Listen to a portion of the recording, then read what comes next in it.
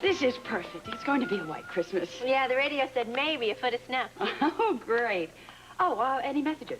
No, not a thing. I think all the patients decided to get better for Christmas. Oh, well, I am sure all the children have improved immensely. Oh, yes, they're all going crazy waiting for the party to start.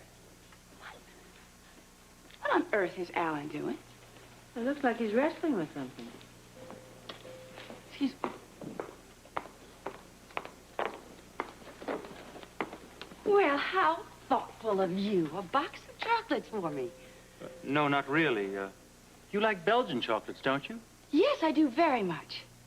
And I see that these aren't. Well, perhaps they'd be a perfect gift for someone, say, in CICU. Monica, Really, Ellen, the spirit of Christmas is one thing, but you're ridiculous. please, wait one minute. What will would you like please? me to do? Help you compose a note for it? No, hang on. Well, I was going to give you this tomorrow, but I think that now would be a more appropriate time. Here, This is for me? Merry Christmas. Al. Oh, my. Oh, this is stunning. This must have cost a fortune. It did. I'm speechless. Then it was worth it.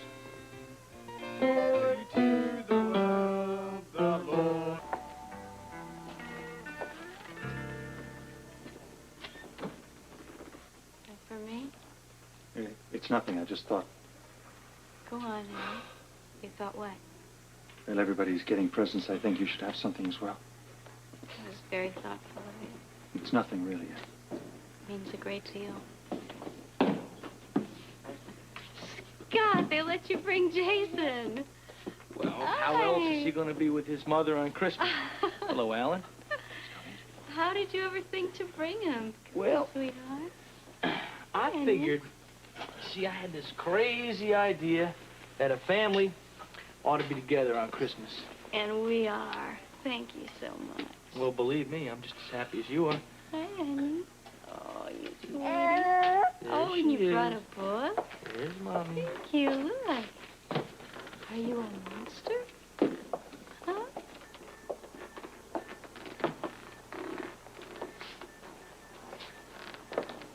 You okay? I will be. It was very nice of you to give Susan a present. I thought you were annoyed. Come on. Come on, Al. I mean, you can't believe every word I say. I know. I mean, sometimes I do. I have an acid tongue. But I'm always sorry the moment the words are right out of my mouth. And I'm sorry now. Then we're okay. I would say we were a little bit better than just okay. I love my husband. And I also love my present. Have you noticed? Looks like a headlight. You like it, do you? I love it. I love it. And now, my dear, I think we have to get to a Christmas party. Your father is already there, and he's alone, and he's hating it. Oh, that's right. Mother's in Palm Beach. And I think your father needs a little moral support. Oh, he brought Alan Jr. Oh, that's wonderful. That's our son. That's our son.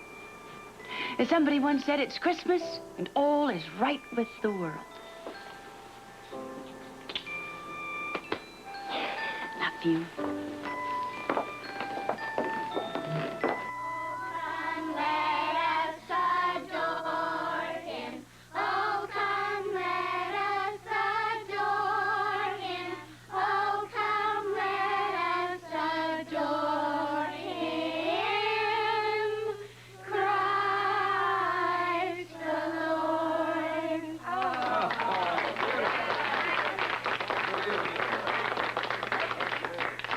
Children, if you'll just gather around this chair and we can all start humming softly, I want to tell you a story. Come on. We can all start humming, huh? Here, you sit here.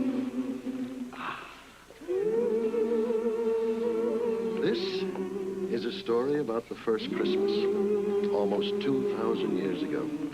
It's also a story of a very special baby. The baby Jesus? Yes, indeed. But we're skipping ahead now. This was a bitter cold winter night, when the wind was blowing so hard it made tears come to your eyes. And on that very night, a young couple was traveling on their way to Bethlehem. They were very cold and very tired. And these two travelers were so poor, they had only one donkey. The man was a carpenter named Joseph. And his wife's name? Mary. And Mary was going to have a baby. But they had a long, long way to travel. Finally, after miles and miles, Joseph saw this dim light. It was an inn. And he told Mary that everything was going to be all right. Does everybody know what an inn is? Like a motel? Exactly. A warm place where they could spend the night. And Joseph thought if he could get Mary out of the cold to rest, she might be all right. So helping her along, they went to the door of the inn. Joseph knocked, and when the innkeeper opened the door, he took one look at this worn-out couple, and he knew. They didn't have any money? So what did he say to them? Sorry, Joseph and Mary. Mm-hmm. And he shut the door fast. Joseph was terribly disappointed. He looked at Mary, and she was too tired to even cry. Maybe that's when he got this brilliant idea. The stable! Mm-hmm. Well, Joseph figured it would at least be warm there. And if it would get Mary out of the cold to rest, she might still be all right. So they went to the stable. It was warm in there, all right, but very crowded with animals. Donkeys, horses, cows, sheep. In fact, there were so many animals that for a while it looked like Joseph and Mary might not be able to squeeze in. But then a very strange thing happened. The animals moved over and made room for Mary. They sure did. And Joseph got some fresh straw and fixed a bed for Mary. She lay down. And then a hush came over the stable. Even more quieter than that. The donkeys didn't bray, and the cows didn't moo. And in that hush, a baby was born. They called him Jesus. And he grew up to teach us that there's goodwill in all of us, and that we can always improve our lives no matter what has happened in the past. And he also taught us the most important thing in the world. That we should all love each other. That's right. And we do love each other, don't we? Right here in this room, there is so much love. Just look around you. You can see it. You can feel it.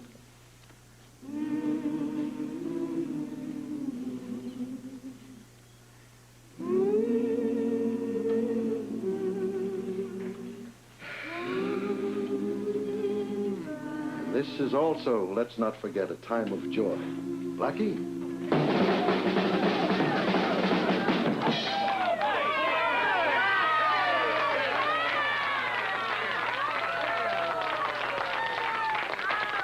Merry Christmas! Night.